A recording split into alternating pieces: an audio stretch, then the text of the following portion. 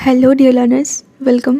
मैं हूँ सिया और आज हम पढ़ने वाले हैं NIOS class 10th Hindi chapter 5th, जिसका नाम है रॉबर्ट नर्सिंग होम में। ऑलरेडी हम 1, 2, 3, 4 चैप्टर कर चुके हैं कंप्लीट और आज हम 5th चैप्टर में पहुँचे हैं। तो चलिए स्टार्ट करते हैं चैप्टर को, बिना टाइम वेस्ट किए स्टार्ट करते हैं। इसका सारांश हम पढ़ते हैं। सारांश का मतलब होता है समरी। ठीक है, किसी भी स्टोरी को थोड़ा शॉर्ट करके जब हम पढ़ते हैं और शॉर्ट करके जितनी भी इम्पोर्टेंट्स हैं, जितनी भी इम्पोर्टेंट बातें हैं वो सब पढ़ते हैं, लेकिन ठीक है, तो उसको हम सारांश कहते हैं। तो चलिए सारांश पढ़ते हैं रॉबर्ट नर्सिंग होम में, जिस चैप्टर का नाम है।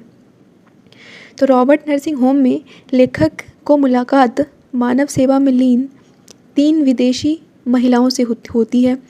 लेखक जो रॉबर्ट नर्सिंग होम में हैं अभी, उनकी मुलाकात होती है 3 विदेशी महिलाओं से जो मानव सेवा में लगी हुई हैं, जो कि है मदर टेरेसा, सिस्टर क्रिस्टहेल्ड और मदर मार्गरेट।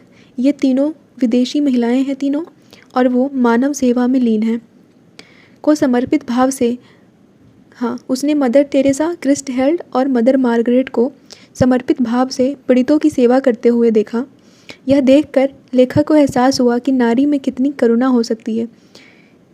देश की सीमाएं, धार्मिक भेदभाव, जातीय बंधन मानव सेवा के मार्ग में बाधक नहीं बन सकते। बस आवश्यकता है दृढ़ संकल्प की।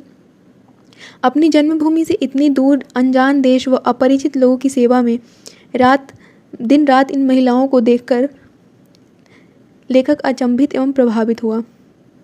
लेखक जो है वो रॉबर्ट नर्सिंग होम में जाते हैं, जहाँ पे उनकी मुलाकात होती है 3 ऐसी विदेशी महिलाओं से जो पीड़ितों की सेवा कर रहे होते हैं। ठीक है, कहाँ पे? रॉबर्ट नर्सिंग होम में। ठीक है, और वो ये देखकर बहुत अचंभित होते हैं कि नारी में कितनी ज़्यादा करुणा हो सकती है, कितनी ज़्यादा दया हो सकती है, जो कि एक देश की सीमा को लांघ कर, जहाँ पे उनको कहते हैं ना कि एक देश की सीमा, धार्मिक भेदभाव, जातीय बंधन, ये सब कोई मतलब नहीं रखता। सबसे बड़ा होता है मानव सेवा।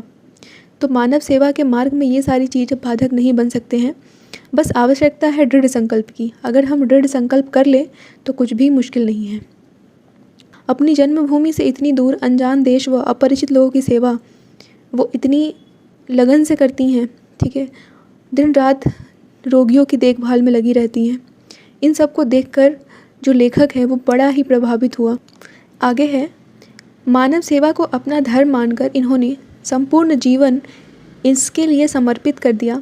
असीम पीड़ा से चिल्लाते हुए रोगी को मदर टेरेसा का स्पर्श मात्र राहत व सुख की अनुभूति करा देता था। इसी नर्सिंग होम में लेखक ने जर्मनी की एक युवा व आकर्षक सेविका क्रिस्टहेल्ड को देखा। ठीक है, अब इसी रॉबर्ट नर्सिंग होम में लेखक एक और लेडी को देखते हैं। कौन है वो? क्रिस्टहेल्ड है।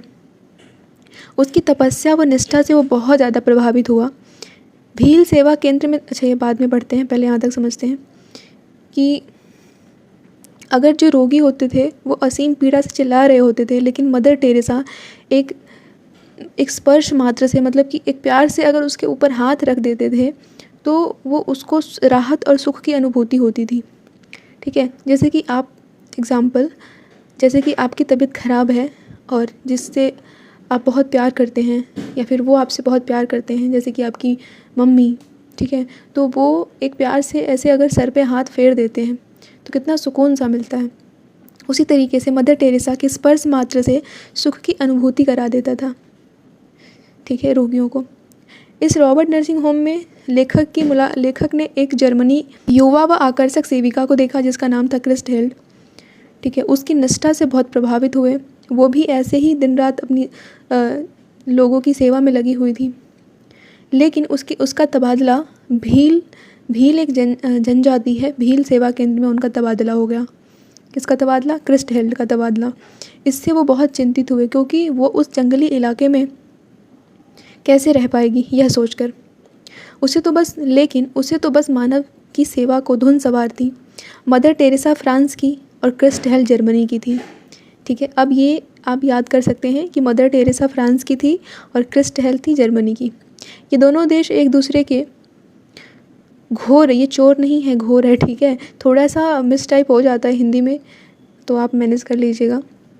दोनों देश, कौन से दोनों देश? फ्रांस और जर्मनी एक दूसरे के घोर विरोधी हैं, लेकिन यहाँ दोनों को एक साथ एक ध्येय मतलब कि एक मिशन पर काम करते देखकर, मिलकर काम करते देखकर लेखक बड़ा ही इन लोगों से प्रेरित होता है। इसी पार्ट में मदर मार्गरेट की मशीन सी फुर्ती देखकर लेखक उन्हें जादू की पुड़िया कहता है। और ये भी एग्ज़ाम में आ सकता है कि लेखक जादू की पुड़िया किसे कहता है, तो आप लिख सकते हैं कि मदर मार्गरेट को। वे जितनी अधिक वृद्ध थी, जो हमने पढ़ा उससे ये पता चलता है कि जो जादू की पुड़िया थी, जिसको जादू की पुड़िया कहते थे लेखक, वो है मदर मार्गरेट, लेकिन वो काफ़ी ज़्यादा वृद्ध थी। और एक थी क्रिस्ट हेल्ड, वो काफ़ी यंग थी, ठीक है। और ये हमारी मदर टेरेसा। तो वो जितनी वृद्ध थी उतनी ही अधिक ऊर्जावान व खुशमिजाज थी। कौन? Mother Margaret. इन महिलाओं ने सही अर्थों में गीता के उपदेश को अपने जीवन में उतारा और अपने कर्म को सबसे सुंदर रूप प्रदान किया। तो ये चैप्टर इतना ही छोटा है। देखो, चैप्टर आपकी बुक में हो सकता है बड़ा हो, लेकिन उसमें जो भी इम्पोर्टेंट पॉइंट्स हैं वो सब मैंने यहाँ पे कवर किए हैं। ये चैप्टर हमारा यहीं पे कंप्लीट करते हैं और मिलते हैं नए चैप्टर के साथ। मैं एक गुजारिश करना चाहती हूँ आप लोगों से कि प्लीज़, मैं कुछ करना चाहती हूँ आप लोगों के लिए, आप लोगों की हेल्प करना चाहती हूँ, तो थोड़ी सी मेहनत तो देखिए कर रही हूँ मैं आप लोगों के लिए कि, और मैं ये चाहती हूँ कि आप लोगों सब तक मेरी मेहनत पहुँचे और आप लोगों की मैं हेल्प कर सकूँ। इसके लिए प्लीज़ इस चैनल को सब्सक्राइब कर लीजिए, लाइक एंड शेयर कर सकते हैं जिसको भी ज़रूरत हो इसकी। और मिलते हैं नए वीडियो के साथ, तब तक के लिए बाय बाय, टेक केयर।